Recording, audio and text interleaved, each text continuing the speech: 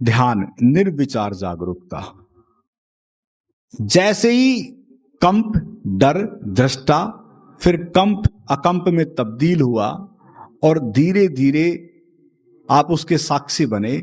जैसे आप साक्षी बनते हैं तो निपट समग्र जागरूकता के प्रति जैसे आप जागरूक होंगे, उसके साक्षी होंगे, तो क्या होगी? शांति। और थोड़ी देर के बाद आपकी अवस्था निर्विचार में तब्दील हो जाएगी, अपने आप से, आपके किए से नहीं। और वही ध्यान की अवस्था है जो आपको हासिल करनी है, वहीं तक आपको पहुंचना है। उसी निर्विचार अवस्था का छोटा सा भी पल अगर मिल जाए तो वही आपका सत्यम शिवम सुंदरम है। बस वो गुर एक बार हाथ लग गया। इसको ऐसे समझ लो कि मान लो आपको तैरना नहीं आता और तैरना सीखना है। मैं अब कितना बता रहा हूं, तैरने के विषय में कितना ही बताऊं, या आप कितना ही भी पढ़ लें तो तैरना आएगा। क्या करना पड़ेगा भाई? तैरना सीखना पड़ेगा। अब आप अकेले तो जा नहीं सकते नदी में या समुद्र में, क्योंकि आपको तैरना आता नहीं, डर भी लगेगा। तो आप सोचेंगे भाई जो जानता है ना उससे बात कर लेते हैं। आप किसी जानने वाले से बात करेंगे, वो कहेगा कि कोई नहीं, चलो तैरना मैं सिखाता हूं। अब मान लो आपके पास आ गया, नदी में आप हैं, वो क्या कहेगा कि चलो नदी में? वो कहेगा नहीं यार, कैसे जाऊं, डर लगता है, कैसे चलूं? बोला कोई नहीं, मैं हूं ना। इतना ही तो कहेगा, मैं हूं, चलो। अब वो केवल केवल आपको एक विश्वास दिला रहा है कि मैं तुझे डूबने नहीं दूंगा, चिंता मत कर। हाथ पैर किसको चलाने पड़ेंगे? खुद को। वो कहेगा कि ऐसे ऐसे कर, कुछ नहीं है, चल। वो आप हाथ पैर मारोगे, गुर हाथ लग जाएगा। अरे एक बार वो गुर हाथ लग गया, भूल जाओगे। कभी तैरना भूल सकते हो? कभी नहीं भूल सकते। ऐसे ही ध्यान का गुर है। एक बार वो पल आपको हाथ लग गया, फिर उसके बाद तो आपका ऐसा मन करेगा कि यार जब भी समय मिले ना, चलो यार थोड़ी देर ध्यान में बैठते हैं। वो इतना आनंद, इतना प्रेमल, वो इतना प्रीतिकर है।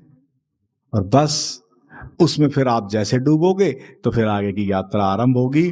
और फिर अगला शब्द तथाता, अकंप के प्रति जागरूकता। अब ताली बजा लो। तथाता, तथाता का अब शब्द का संबंध है अकंप के प्रति जागरूकता। पहले कंप के प्रति जागरूकता, अब अकंप के प्रति जागरूकता। यानी कब किसी तरह का भी जब निर्विचार हो गए तो किसी तरह का कंपन नहीं, कुछ नहीं है, खालीपन। और उस खालीपन का मतलब है कि तथाता का मतलब है कि अब कैसा ही भी चारों तरफ दृश्य हो, कैसा ही भी चारों तरफ घटना घटती हो, आपके अड़ोस पड़ोस में हो, घर परिवार में हो, कहीं भी हो, अब आपके भीतर से एक ही भाव प्रस्फुटित होगा, स्वीकार। तथाता का शब्द का मतलब क्या है? स्वीकार। स्वीकार शब्द एक मंत्र समझ लो। स्वीकार कहना नहीं कि स्वीकार कर लिया, ये आत्मसात करना होता है। तथाता का मतलब ही ये है। तथागत भगवान बुद्ध को कहते थे। वो पूरे धम्म, पूरी प्रकृति, सब संपूर्ण व्यवस्था के प्रति सहज स्वीकार था। स्वीकार। और ये जो स्वीकार भाव जो है ये तथाता से जुड़ा है। और स्वीकार भाव कब उत्पन्न होगा? जब आप ध्यान का वो गुर सीख जाओगे। फिर आप सारी सृष्टि पर, पूरी पृथ्वी पर, या आपके चारों तरफ, घर परिवार में, या कहीं भी कुछ भी हो, कि ऐसी भी परिस्थिति हो, आप केवल स्वीकार भाव में जिएंगे। अच्छा होगा तो स्वीकार, बुरा होगा तो स्वीकार, दुख आएगा तो स्वीकार, सुख आएगा तो स्वीकार, सम्मान मिलेगा तो स्वीकार, अपमान मिलेगा तो स्वीकार। ध्यान देना, ये शब्द शब्द बोल रहा हूं, लेकिन कई बार अपमान होते ही मिल जाते हैं, कई बार सम्मान होते फूल जाते हैं। इनको थोड़ा समझना, यही तो बड़ी खतरनाक चीजें हैं। अच्छा एक चीज बताओ, अपमान कौन चाहेगा? कोई नहीं चाहता। और सम्मान सब चाहते हैं। यही दुख है। जैसे ही हम सम्मान चाहेंगे तो वैसे ही कहीं ना कहीं अपमान भी खड़ा है। ये ध्यान दे लेना। इसलिए मैं आपको कह रहा हूं कि ना हमें सम्मान की चिंता, ना अपमान की चिंता। और ये कब होगा? जैसे ही निर्विचार अवस्था घेरेगी। निर्विकल्प निर्विचार अवस्था घेरते ही आपके चित्त की, अहंकार की विदाई हो जाती है। और जैसे अहंकार की विदाई हो जाएगी, आनंद और प्रेम और शांति से परिपूर्ण हो जाएंगे। और फिर आप जब इतना प्रीतिकर जब आनंददायी अनुभव हो गया, तो फिर क्लेश कैसे पैदा कर लोगे जीवन में आप? फिर आप समग्र पूरी प्रकृति के प्रति, पूरी व्यवस्था के प्रति, पूरी स्थिति के प्रति स्वीकार भाव में आ जाओगे। बोले ठीक है जो भी है। हम अच्छा क्या कर सकते हैं? स्वीकार भाव आना पड़ेगा। नहीं आओगे तो दुखी रहोगे, दुखी रह जाओ। किस अवस्था में रहना है? दुखी रहना है कि ठीक रहना है? कैसे रहना है? स्वीकार, जो हो रहा है ठीक है। इसलिए अगर हम काले हैं तो स्वीकार, मोटे हैं तो स्वीकार। बीमारी आ जाए तो क्या करोगे? भाई समग्र है ना, समग्र के प्रति स्वीकार करना है। क्या करना है?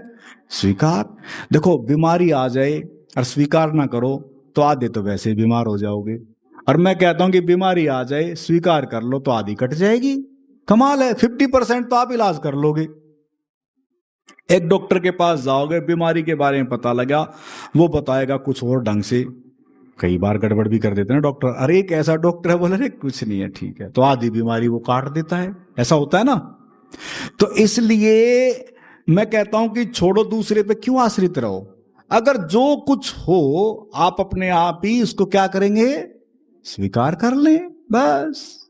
अच्छा बीमारी का भी एक बार ध्यान दें, बीमारी भी आपके हाथ में नहीं है भाई। आप जन्म के साथ जो बैक्टीरिया हैं वह साथ आते हैं सारे के सारे। बताओ आपके हाथ में क्या है? स्वस्थ करने वाले भी और अस्वस्थ करने वाले भी। छोड़ो आपके साथ क्या, जब ये सृष्टि बन रही थी तब भी साथ ही थे। आप क्या कर सकते हो? जब ये पूरा यूनिवर्स बन रहा था तब भी थे। बताओ आप क्या करोगे? जब ये नहीं था तब भी मौजूदगी थी। बताओ क्या कर लोगे? तो इसलिए क्या करें? सीधा सा मतलब स्वीकार कर लो, बस। भाई हम कुछ नहीं कर सकते। बीमारी आए तो स्वीकार, स्वास्थ्य आए तो स्वीकार। मेरा मतलब समझ रहे हो ना? धीरे धीरे मैं आपको अब दूसरी बात भी कहने जा रहा हूं कि अगर क्रोध है जीवन में तो स्वीकार कर लेना। क्रोध से लड़ना नहीं, इसको थोड़ा दूसरे ढंग से समझना। क्रोध अगर है तो उसको क्या करोगे? स्वीकार करोगे। मैं कहता हूं कि 50% तो उसी से हल हो जाएगा।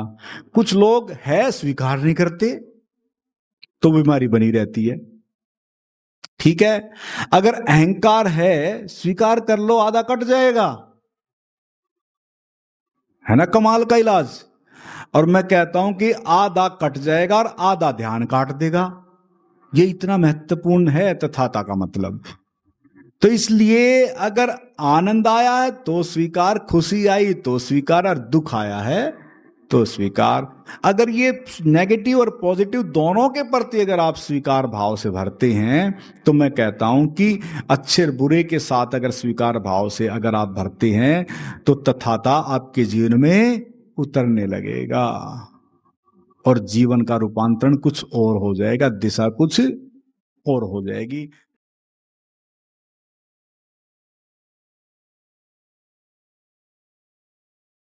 और वीडियोस देखने के लिए YouTube पर सर्च करें आनंदमय जीवन धारा। चैनल को सब्सक्राइब करें और आप अन्य वीडियोस देख सकते हैं।